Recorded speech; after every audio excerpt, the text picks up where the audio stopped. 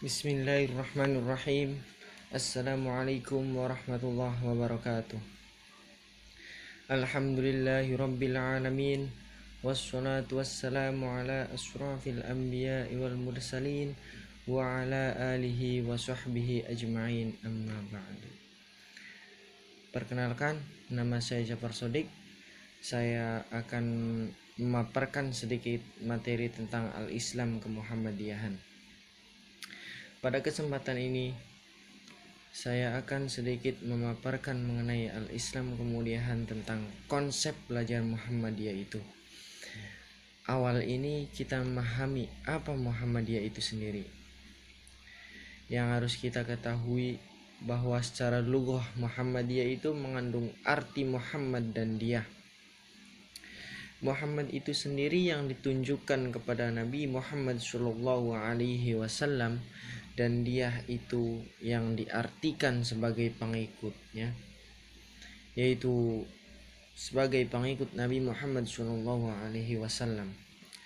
Sesuai dengan pengertian secara lughah tadi, bahwa Muhammadiyah memiliki tanggung jawab yang besar terhadap apa yang dicontohkan beliau, yang dalam konsep syar'i mengikuti apa yang dicontohkan oleh beliau sehari-hari. Kita sebagai warga Muhammadiyah harus bisa menyebarkan, memberitahukan, memberikan penerangan yang bagaimana cara kita menjadi pengikut setia Nabi Muhammad SAW. Maka dengan ini harus ada etika dalam mengikuti sunnah-sunnah beliau. Ada 3 contoh komponen dalam mengikuti sunnah-sunnah beliau. Yang pertama ada bil kauliyah, yang artinya ucapan. Kemudian ada fi'aliyah, yang artinya perbuatan. Dan yang terakhir ada takririyah, yang artinya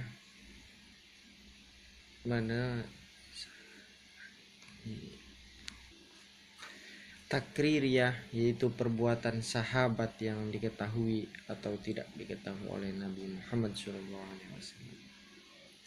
Yang pertama ada bil kauli atau kauliyah, yaitu segala perkataan yang disabdakan oleh Rasulullah SAW yang didengar oleh sahabat dan pengikutnya, kemudian disebarluaskan kepada masyarakat. Maka dari itu, kita sebagai warga Muhammadiyah, pengikut Rasulullah Muhammad, kita harus bisa mengikuti apa yang Nabi Muhammad ucapkan. Manusia yang paling sempurna yang Allah turunkan ke bumi itu.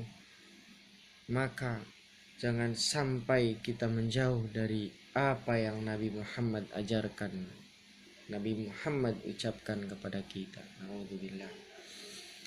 Dan kemudian yang kedua ada fi'aliyah. Fi'aliyah yaitu perbuatan Nabi Muhammad sehari-hari yang diperlihatkan kepada semua orang. Betapa mulianya perbuatan Rasulullah itu. Maka beliau, kita sebagai pengikut beliau harus bisa meneladani perbuatan-perbuatannya, bisa mencontohkan perbuatannya, bisa menirukan apa yang beliau perbuat kepada setiap pengikut-pengikutnya seperti kita. Dan yang ketiga ada takririyah. Takririyah yaitu perbuatan dari sahabat yang diketahui langsung oleh Rasulullah dan dapat diambil maknanya. Rasulullah dapat